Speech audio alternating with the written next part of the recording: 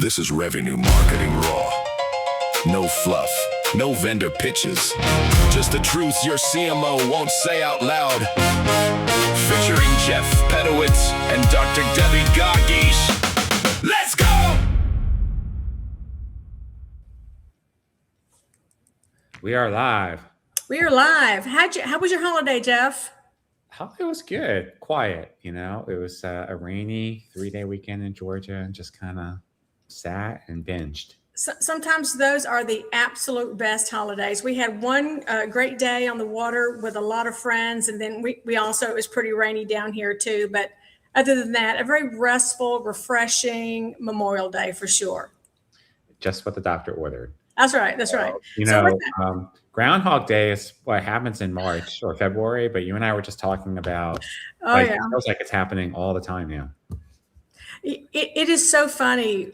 I feel like we've been saying the same thing over and over and over and over, which again is the definition of Groundhog Day. And that is absolutely one of my favorite movies, by the way. I don't know why I love that movie so much. I love it.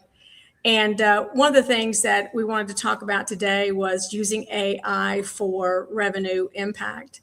And, you know, we've always talked about how marketing should and could be accountable for revenue. We've been talking about this since 2004 when Jeff and I first met.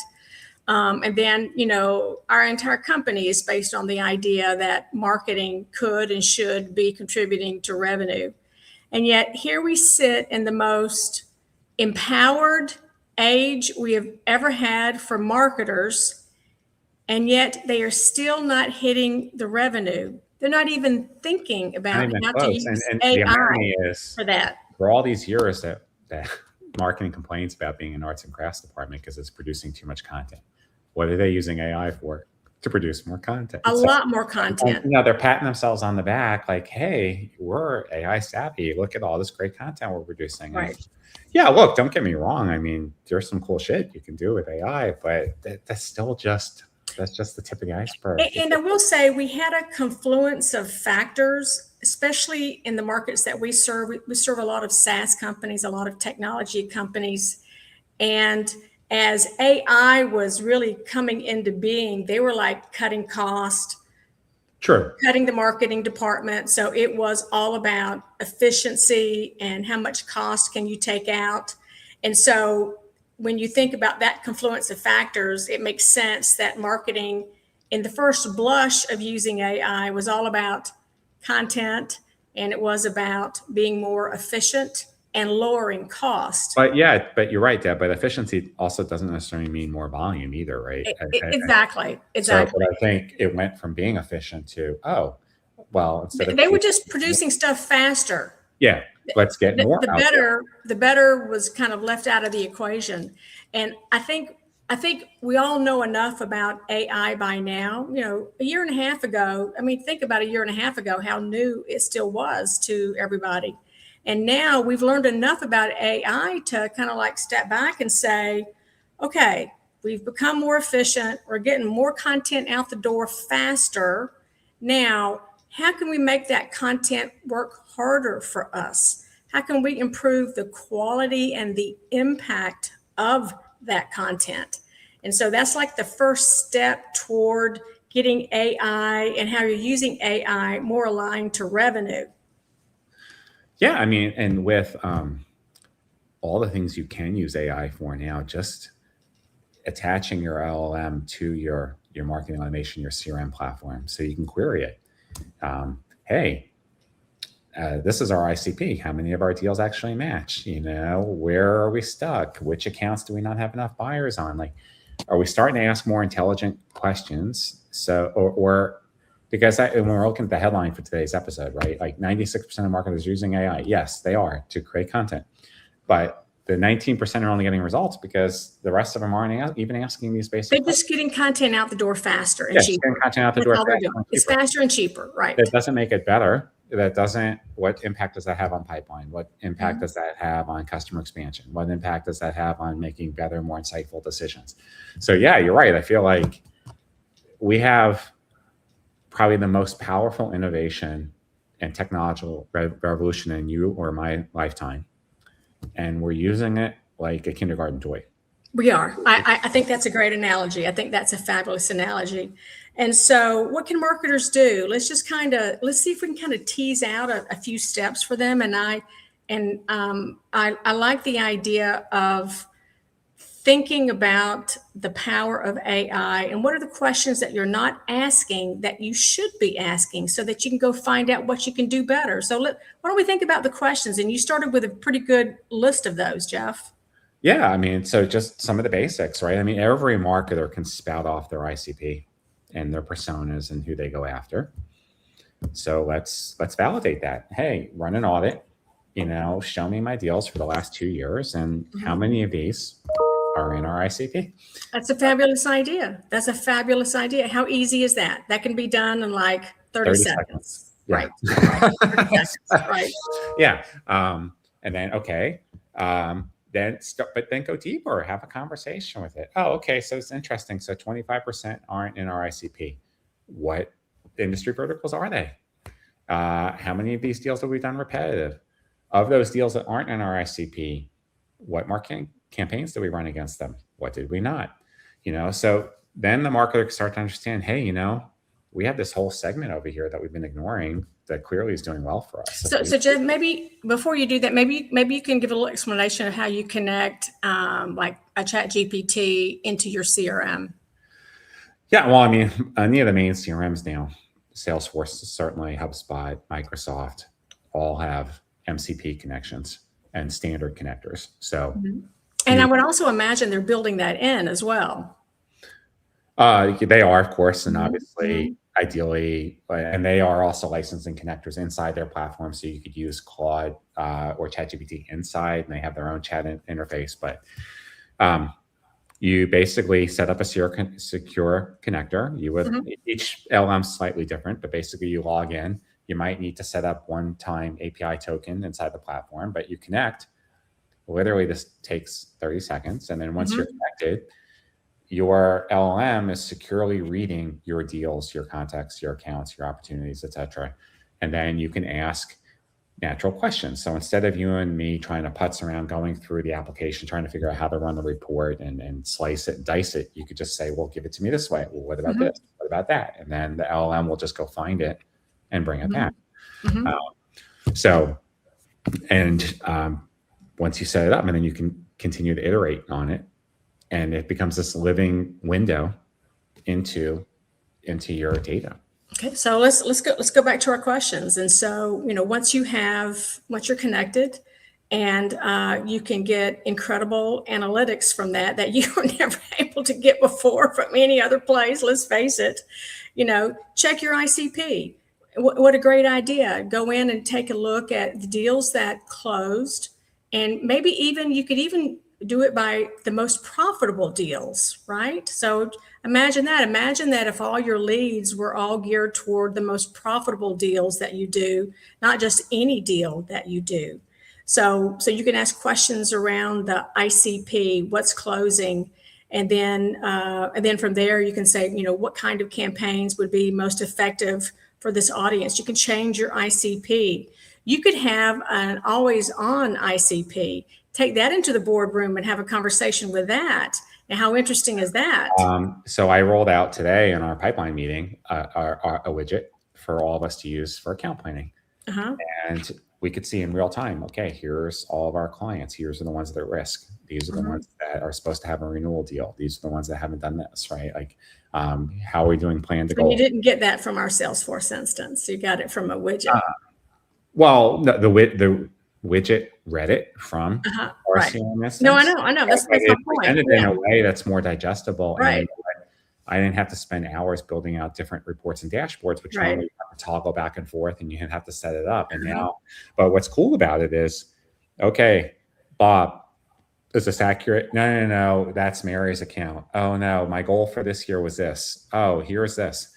Okay, tell Claude, okay, change Bob to Mary. Okay, this goal was this. Boom. Okay, and then the dashboard updates in real time and it updates the information back in HubSpot. So it became this real-time collaborator, but it has so much rich intelligence that we could just keep going back and forth and complete with red lights, yellow lights, green lights. Okay, this is what you have to pay attention to. And Today was just really trying it on for size, but even today it was providing intelligence. It was giving us information, insight that we may or may did not know, or maybe it was tucked in the back, but now it's front and center. And of course it is our pipeline meeting. So it's based on data, not exactly. It's based on data. It's based on data and holding everyone accountable. Yeah. And look, even if the data is bad, we can see that the data is bad, and then we can fix it in real time.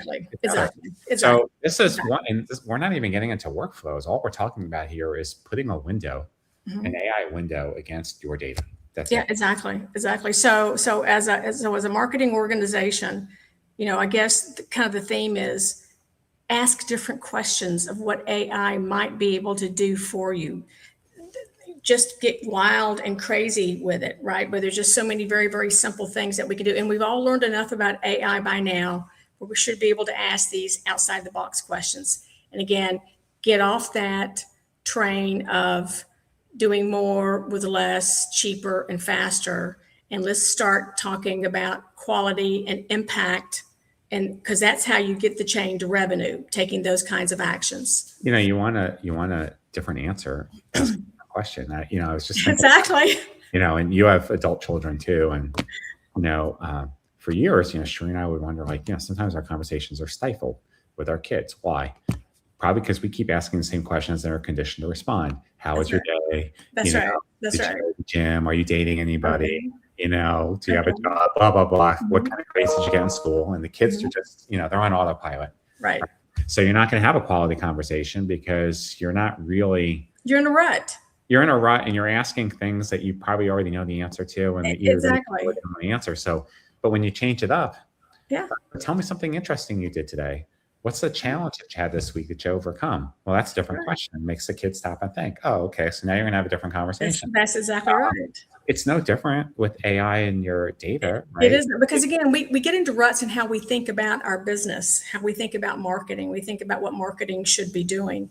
So by asking these very, very different questions, you soon learn that you have so much power at your fingertips to make an impact.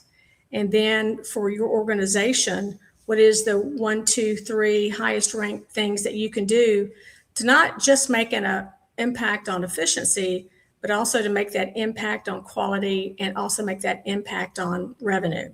So what are the kinds of questions, Jeff? So, that was just one example on ICP. Well, I always want to know certainly how my campaigns are doing, right? How's my media spend doing? Is my organic traffic up or down? How am I doing with AEO? Am I seeing a correlation between a higher AEO score and higher quality traffic? What's our pipeline conversion rate? Yeah. How am I doing budget versus actual? Yeah. And those are all good metrics to track, right? But again, that's assuming you already know, and you do, you know what metrics you need to track. But you could even go into, once you have it connected to your CRM, and you could take a look at it and say, take a look at how we're closing deals and what should we be doing different in marketing? How could we make a more significant impact? Where in the sales cycle can we be making the most impact? So you could ask it questions like that to begin a whole new series of thoughts as well. Even with the same MQL, assuming you're still doing that, which unfortunately a lot of companies are. Okay, I know what my overall MQL to SQL conversion rate is, but what's the variability by rep? Why are my MQLs being rejected? Of the ones that are being accepted, why? What ICPs are they in? Should I have to change this differently? Of the ones that are accepted, what are the most common marketing activities? Or do I have more than one contact associated with it? Start thinking more intelligently, have a conversation, because the AI is capable of giving you a multi-layered, richer answer if you're willing to ask it. To ask the question, you're going to get a basic answer. That's exactly right. That's exactly right. And there is an art to the question for sure. And that's why, going broader, what am I missing? What should I be thinking about? And then zeroing in on your current business and how that is run. And I love those questions around the MQLs because that is the bane of every marketer's existence.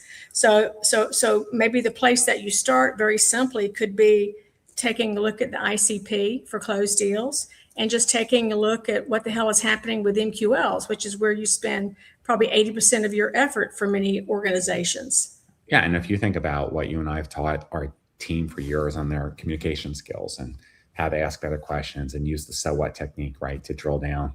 You could do the same thing with your AI. Okay, so what was our pipeline contribution last quarter?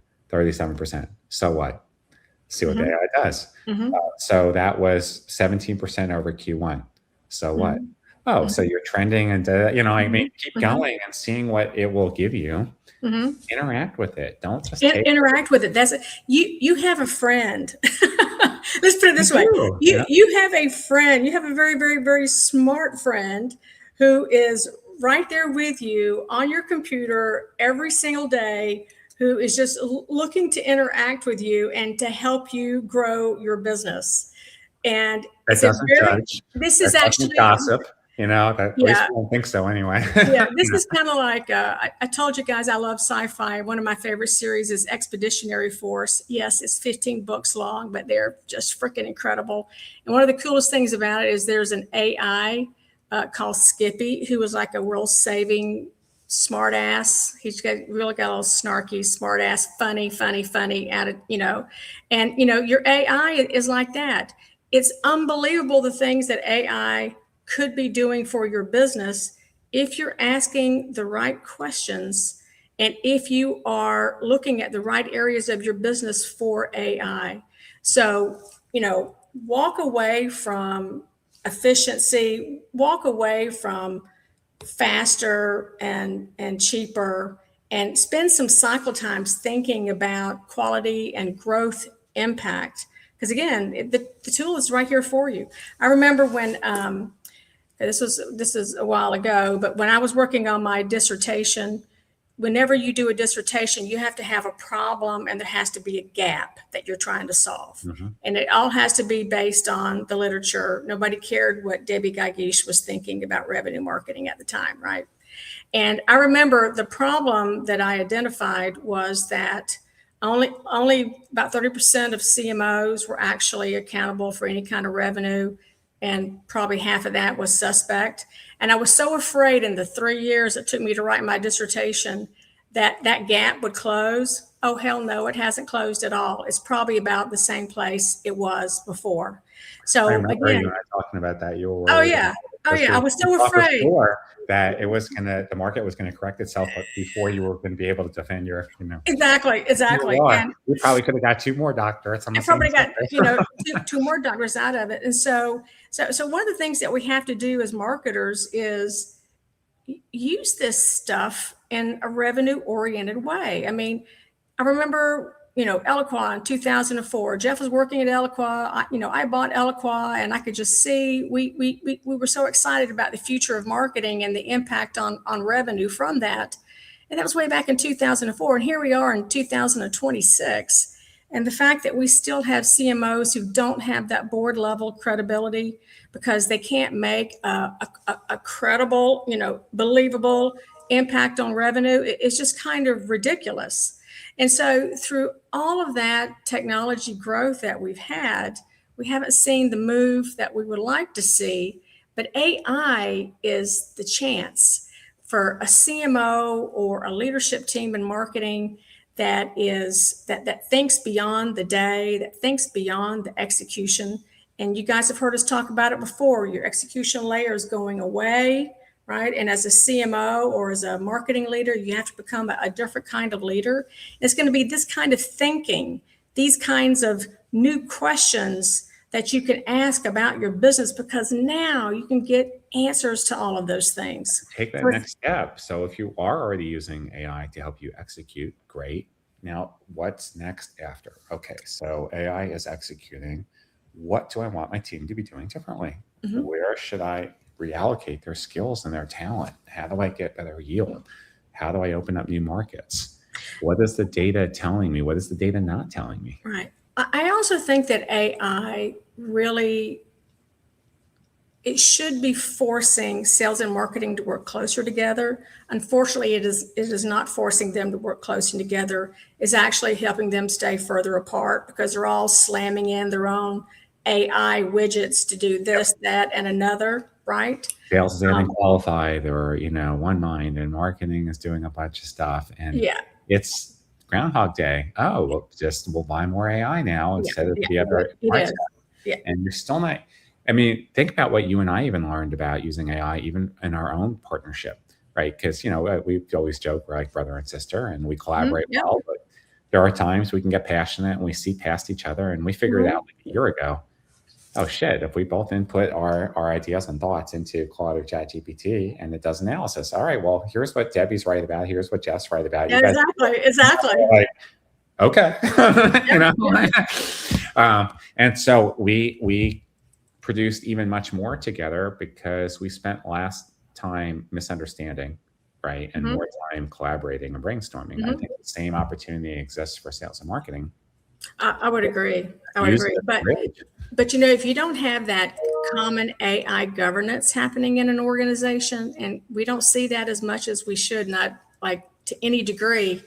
Again, you've got marketing buying all this stuff, and you've got sales buying all this stuff, and I actually think that the sales and marketing alignment has gotten worse in this first stage of AI, not actually better, which makes it more difficult for a marketing organization to show a credible, real impact on revenue. Yeah, and isn't it interesting that even now, even in the age of AI, sales, other than its existing pressure to drive quota, of course, still doesn't face any downward pressure on its overall budget, but marketing continues to be under attack. Right. Really fascinating that AI still cannot change fundamental human behavior. It can't. Rigid ways of thinking about how the company needs to run and operate. I mean, it's mind-blowing. And we've talked about this before. It's a new leadership model for CMOs going into the age of AI, because again, so many CMOs have been consumed with execution, not strategy, not critical thinking, not thinking differently, not embracing change, leading change, not just responding to change. And so I do think, again, and we've talked about that before, new leadership models for everybody who's in this world of AI, actually, because you just become something different and it requires something different. And at the end of the day, it does come back down to human beings and what they do and how they think.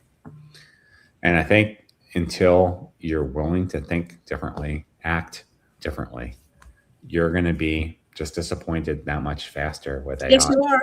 Yes, you are. What's the definition of crazy, right? Yeah, doing it same thing over and over again. So hopefully next week when we get together, it won't be Groundhog Day again, and we can, But anyway, but a great topic. Very, very good food for thought. What questions are you asking to most effectively run your business? And are you embracing AI the best possible ways, not the first way? Yes. So go ask those questions. Yeah. And let us know. Until next time. All right. See you later. Bye, Jeff. Bye, Deb.